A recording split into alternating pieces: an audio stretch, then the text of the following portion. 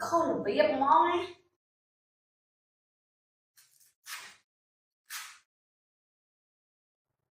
Jackie. Ê. Ô clear này nó gần. Ô này. Đây này.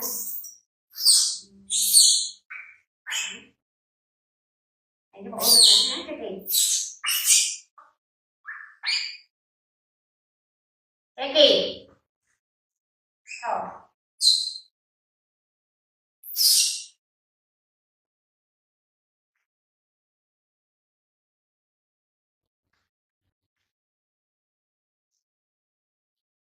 Đây này.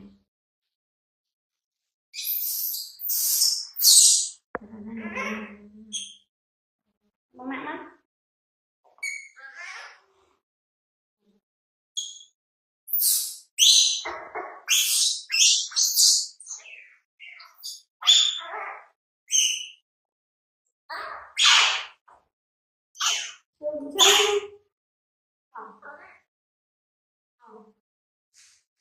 Đó này Jackie. Rồi ổn. Cái gì tiện trầu.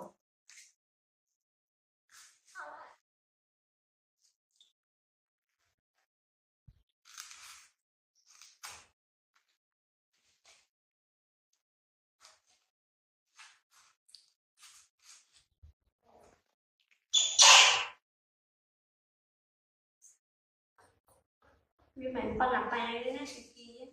Câu chứ nè. Lo chồng. Ok à nhá. Đâu bạn không cho thì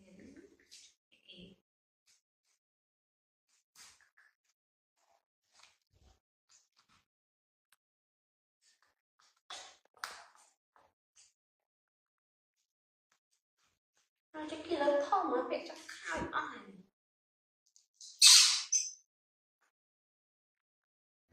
Thì cái này sẽ khao. Con nghĩ là ông lên em mặc đây. Cho mẹ.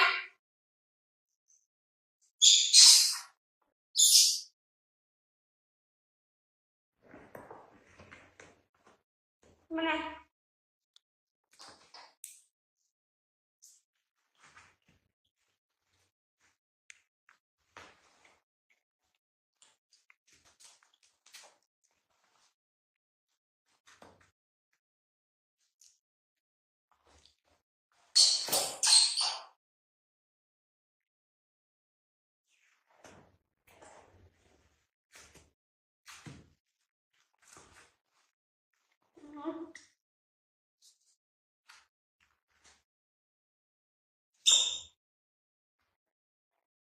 Cái mông của ông này, cái của ông này. Anh sẽ làm ông nào? Anh sẽ làm của ông này. Nó có khôn mà.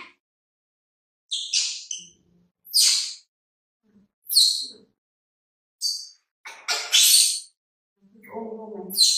Hai cái gì mà không có ôm vô quá. Người ta này. Người ta này. Người ta này. Cho con này. Cái gì cho con đó?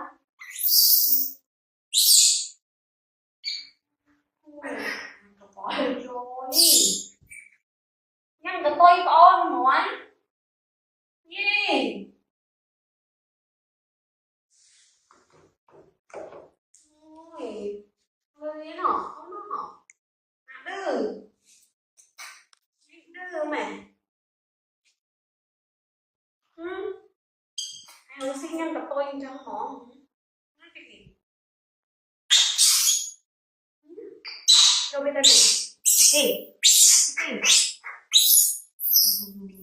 Phải ổn lắm. Đeo con nào.